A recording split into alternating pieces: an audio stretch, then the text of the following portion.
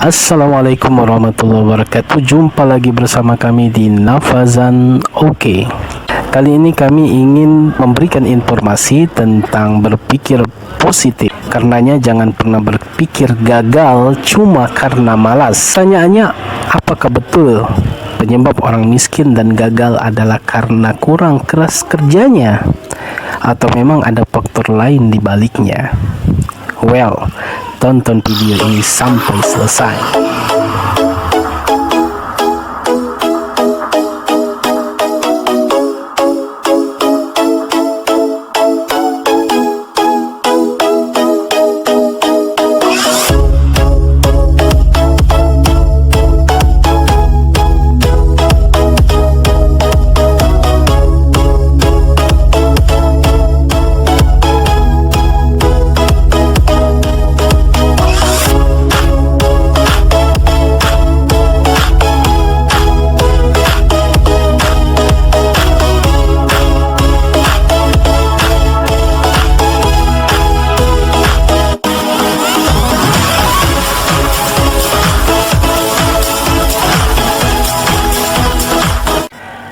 Kita pasti tahu dan paham kalau saat ini kita hidup di era kapitalisme, di mana sukses atau enggaknya kita hidup ditentukan dengan beberapa aset yang kita punya. Namun aset itu tak akan melulu tentang uang, karena aset bisa saja intelijensi kita, bisa juga soal manner atau tata krama kita, bisa juga soal fashion atau mode kita, atau banyak juga aset-aset dalam bentuk lain. Dalam sistem kapitalisme banyak masalah yang bisa terjadi. Salah satu yang paling sering terjadi adalah masalah kesenjangan ekonomi. Sudah lumrah saat ini, dan kita tahu bahwa lebih banyak orang miskin ketimbang orang yang kaya di dunia ini. Dan orang kaya itu cenderung untuk punya akses dan banyak serta berkualitas. Sedangkan orang miskin jangankan untuk akses yang berkualitas, untuk survive saja atau dapat akses buat sekolah yang oke punya pun udah sangat beruntung. Pertanyaannya, kenapa bisa begitu? Jawabannya tentu karena hampir semua cuma butuh duit dan aset, sehingga terjadilah kompetisi. Banyak orang yang berpikiran orang kaya akan selalu lebih diuntungkan, yang akhirnya bikin peluang orang miskin buat menang menjadi sangat kecil.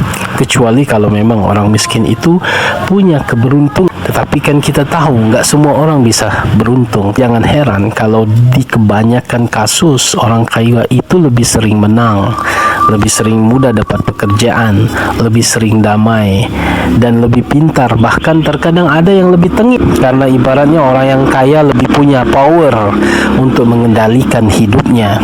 Kondisi ini pun akhirnya menciptakan masalah baru buat orang miskin, karena ya mereka udah keseringan gagal, udah keseringan kalah karena hal di luar kendali mereka.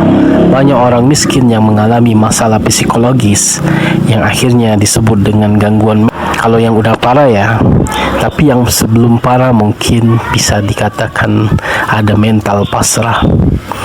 Di sini saya tidak mengatakan kalau semua orang miskin seperti itu, karena banyak juga orang kaya punya kecukupan, tetapi ya tetap juga punya psikologis yang rendah, bahkan punya mental pasrah juga.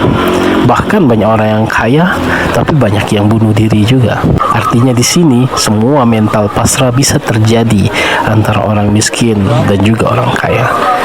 Disinilah letak dari perbedaan orang nantinya, karena tentu kita semua tahu bahwasannya orang miskin jika terlalu gagal, selalu gagal, namun punya mental yang kuat, akhirnya sesuatu yang sudah terjadi dan sering terjadi pada dirinya sehingga mentalnya bisa kokoh. Pun sebaliknya, ada juga orang miskin yang jadi down karena terjadi kegagalan dan akhirnya punya mental pasrah. Inilah yang titik fokus yang akan kita bahas saat ini. Salah satu ilmuwan psikologi, maka dikatakan dalam psikologi itu namanya learn helplessness, alias kamu belajar untuk tidak melakukan apa-apa lagi. Belajar untuk tidak melakukan apa-apa lagi, itulah yang disebut dengan mental pasrah. karena merasa tak punya kendali atas masalah lagi yang mereka hadapi. Padahal kalau sebenarnya mereka take action, itu masalah akan bisa selesai secepatnya. Tak ada masalah yang tak selesai jika kita kerjakan. Sama halnya dengan penyakit, tak ada penyakit yang tak ada obatnya. Ini semua bisa terjadi karena beberapa hal, tapi yang utama adalah karena memang sudah terlalu sering kalah dan gagal karena faktor di luar kendali. Akhirnya mereka jadi mikir tak mau berbuat apa-apa, alias pasrah. Jika ini sudah terjadi pada diri seseorang, maka sekeras apapun mereka berusaha, mereka tetap tak bisa mengendalikan kondisi tersebut karena sudah ada mental pasrah pada dirinya. Sudah melamar kerja sana sini, tak dapat apa-apa, dan berusaha jualan sana sini, tak laku-laku, dan berusaha PDKT ke sana kemari, tapi masih aja jomblo.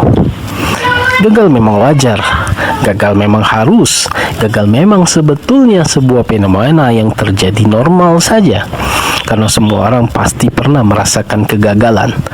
Tapi kalau keseringan, bisa jadi inilah penyebab dari mental pasrah. Dan akhirnya, jika di antara kita ada yang punya mental pasrah seperti ini, karena yang punya mental pasrah itu punya beberapa problem, kamu bisa pause dulu ini buat baca slide berikut. Kalau kamu masih merasakan dampak seperti ini, berarti kamu harus nonton video ini sampai selesai.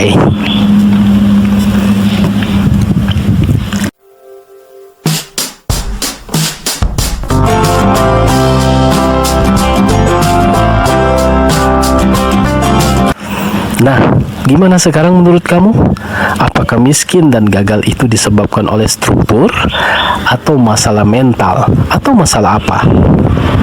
Nah, kita coba dan bahas solusinya. Yang pertama, fokus mengendalikan apa yang bisa dikendalikan.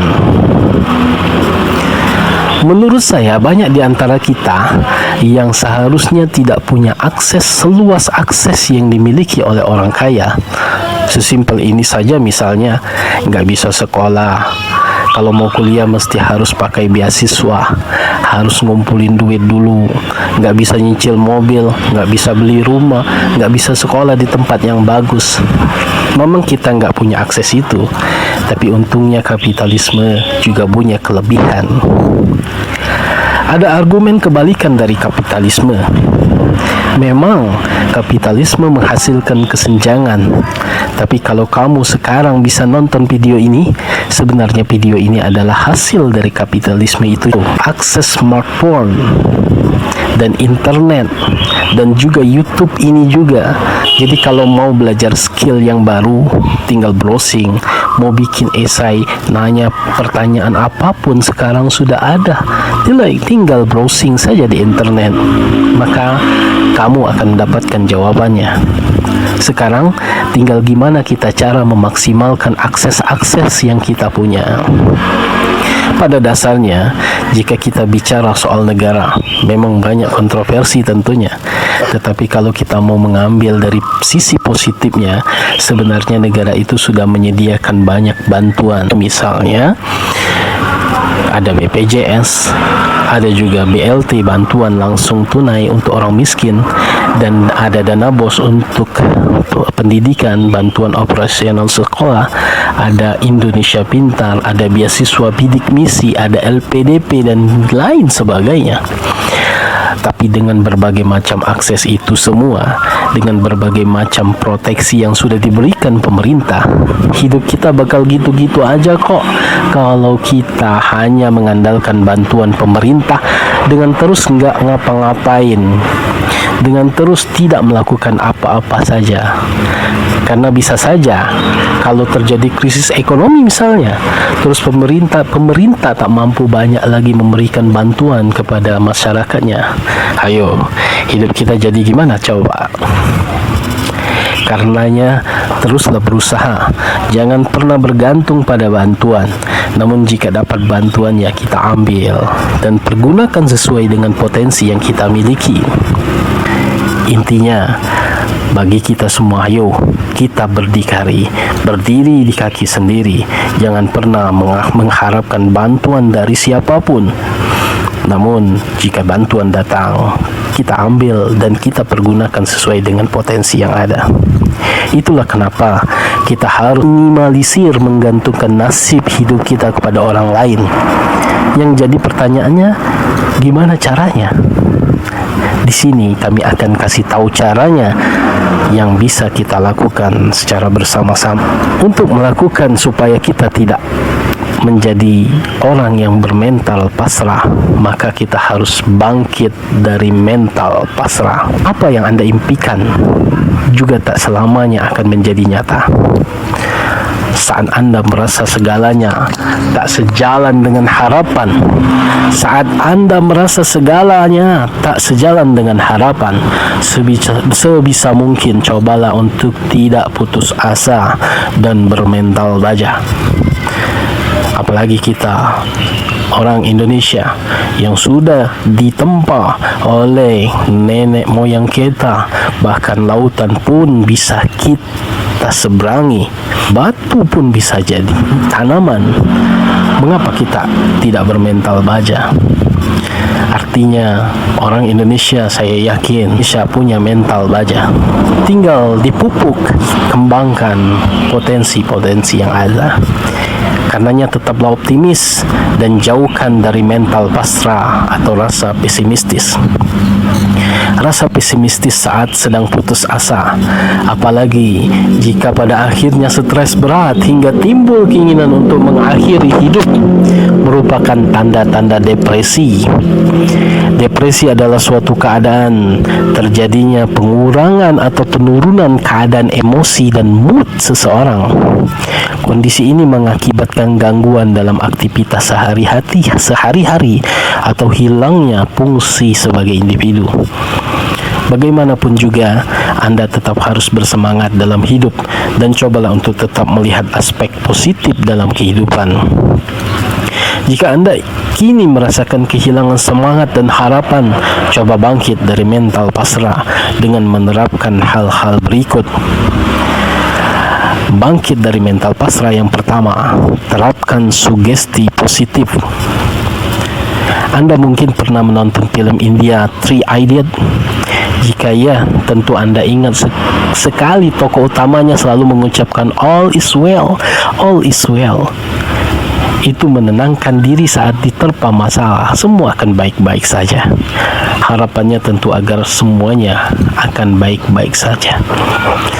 Saat diri tenang, biasanya Anda lebih bisa berpikir rasional dan bertindak seperti seharusnya. Masalah pun dapat diselesaikan dengan baik. Jika nyata masalah yang dihadapi akan begitu sulit, setidaknya Anda sudah mencoba untuk menyelesaikannya dan mampu berdampak dengan keadaan.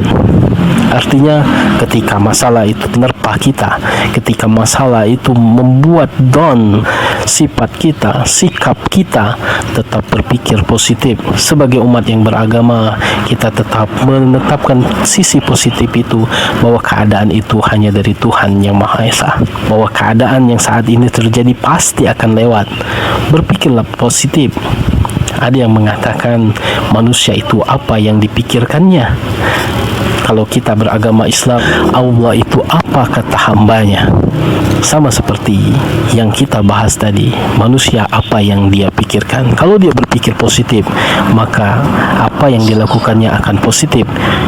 Sebaliknya juga, jika dia berpikir negatif, maka dia akan mendapatkan hal negatif juga. Yang kedua, untuk bangkit dari mental pasrah adalah berhenti sejenak. Cara menghilangkan rasa putus asa berikutnya adalah dengan berhenti sejenak. Tidak ada salahnya untuk kita mengambil waktu rehat sejenak saat mental terasa kelelahan dan tidak lagi bisa produktif. Dengan mengambil waktu untuk refreshing, kita bisa melepaskan beban dan memikirkan cara untuk bangkit dari rasa putus asa tersebut.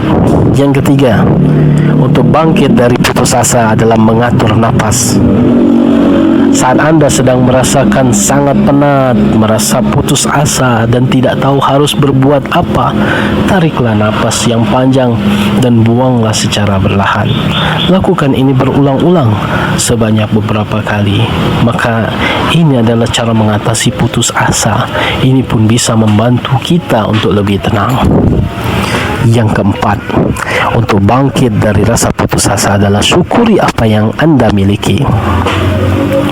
Dengan bersyukur pada Allah Subhanahu wa Ta'ala, Tuhan yang Maha Esa, Anda akan merasa cukup dan rasa cemas hingga keputusasaan dapat kita hindari.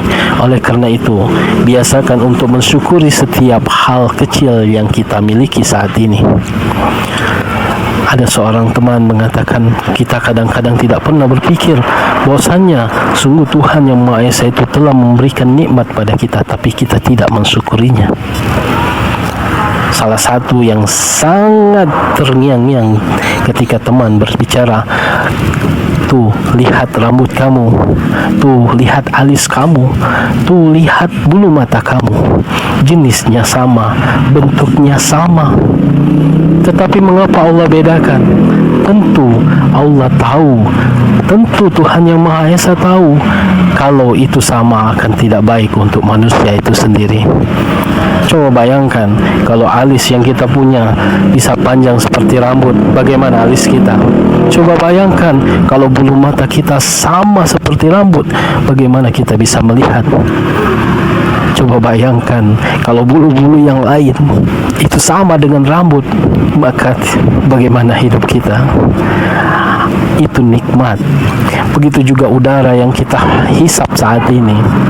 Syukuri, karena kalau kita ingin menghitung-hitung yang telah diberikan oleh Tuhan yang Maha Esa kepada kita, maka tidak akan pernah bisa kita membalasnya. Maka rasa syukur itulah yang akan membuat hati kita tenang, yang akan membuat rasa cemas menjadi hilang. Sehingga rasa syukur itu adalah harus kita dekatkan pada Tuhan yang Maha Esa. Itulah jalan supaya putus asa kita hilang. Yang kelima, cara bangkit dari keputusasaan adalah kembangkan yang Anda punya. Setiap diri kita pasti memiliki kelebihan yang mungkin tidak dimiliki oleh orang lain. Oleh karena itu sangat penting untuk mengetahui kelebihan yang kita punya. Maka kembangkanlah apa kelebihan kita. Tingkatkan value, nilai dari diri kita, sehingga dapat menjadi lebih percaya diri dan bangkit dari putus asa. Caranya bagaimana?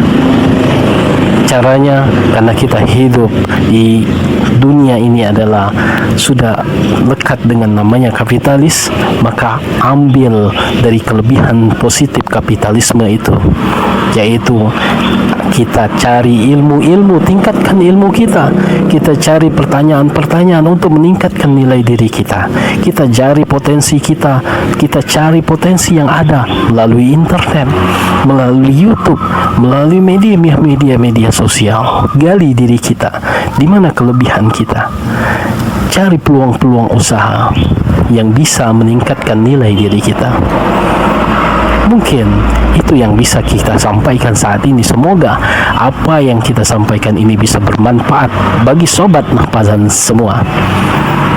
Jangan lupa di like, di subscribe, dan disebarkan video ini ke media-media yang lain, ke teman sanak saudara yang lain, supaya orang-orang lain pun bisa mendapatkan manfaat yang kita tonton saat ini. Selamat mencoba, sukses selalu, bangkit dari keputusasaan. Salam hormat dari Nafazan. Oke.